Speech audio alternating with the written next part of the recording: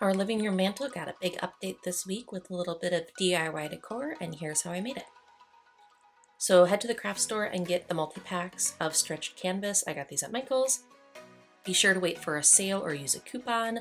You're gonna need 10 9-inch by 12-inch canvases to make this size project. And then you just wanna start disassembling. So I used a pen blade here. I will link to them in the video description below. You can also use like a Fisker's fingertip blade or even a razor blade. Just be very, very, very careful. I have cut myself doing this before, but you just want to cut all the way around the back of the canvas, like right along where the staples are. You can leave the staples in because you're going to use the other side of that wooden frame, but just carefully remove that whole canvas, and you want to keep the canvas intact because you are going to use it. We're going to reuse it. But then just rip off any scraps of fabric. You don't want any like string or fabric hanging out, but like I said, you can leave the staples. If you really want to remove them, you can, but it can get kind of tricky. Sometimes they kind of come out while you're ripping the canvas, but just leave them in. And then just stain all of the wood frames. So there's like a beveled edge on the front side. So that's what you want to stain. I used, this is Decor Americana gel stain in oak.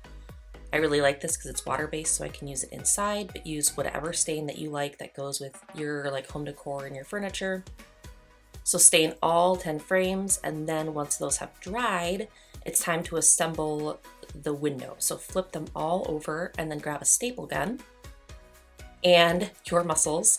I'm at a standing desk, so this was like a really awkward angle for me to film and then have enough like upper body strength to like get the staples to work, but I made it work. And then you just staple everything together like right along those seams. So add like 3 or 4 staples per seam until you have all 10 wooden frames assembled together.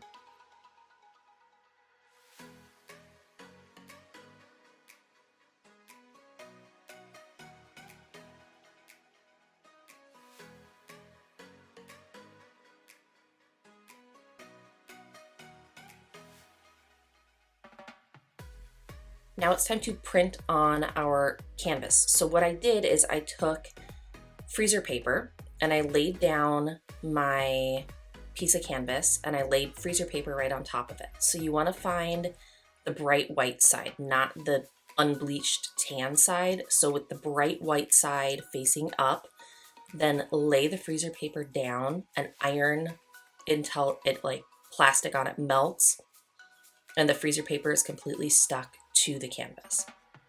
And then from there, it's time to trim it down to size. So lay a piece of printer paper, 8.5 by 11 regular printer paper, on the canvas and mark off each of the corners. So just draw like a little L-shaped bracket on each corner. And then it's time to trim it down to size. So you want this to be exactly 8.5 by 11 so it can feed through your printer. For this, I used a rotary cutter just to make it faster because I had to do 10 of these, but you could just use scissors as well. Use a ruler to draw the lines and then use scissors, but I just did a rotary cutter, quick and easy. So once you've cut all 10 of them, if you need to, check the corners to make sure that they're fully secure. And if you need to give it like a quick shot of heat with the iron one more time before you run it through the printer, go ahead. And then I just ran mine right through the printer. It like was absolutely seamless. I didn't have a problem with a single one. And it printed right on that unbleached side with these cute little botanical prints, which are available on my blog as a free download if you want to make this project yourself. Now, if this process doesn't work for you, the craft store does sell canvas paper. It's like textured finish paper that can go through a printer. So that's another option. So then once I had printed off all 10 of my botanical prints, I just took them outside. I didn't film this, but I just gave them a quick coat with this like UV resistant clear matte spray. Totally optional, but I just wanted this project to last longer and I didn't want that ink to fade, so that's what I did. And then you can just peel that freezer paper right off the back of each canvas, and then you have these little fabric botanical prints to add to your picture frames.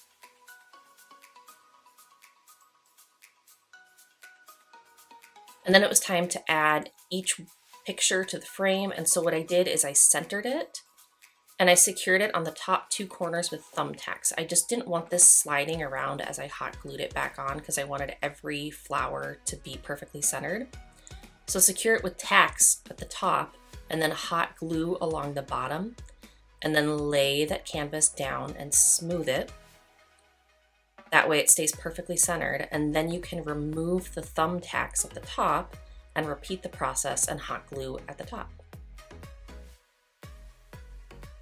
And just a thin line of hot glue will do. You just want to make sure that it's firmly secured so there's no gaps or bubbles. And then repeat that process on all 10 of the pictures.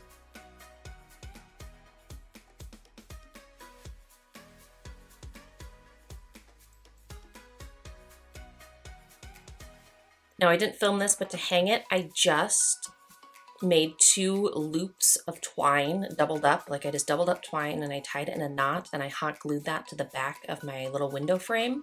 And then Dollar Tree sells removable command hooks, but you can get those like at Home Depot or the craft store too. And then I just hung it up on the wall above my mantle, easy peasy.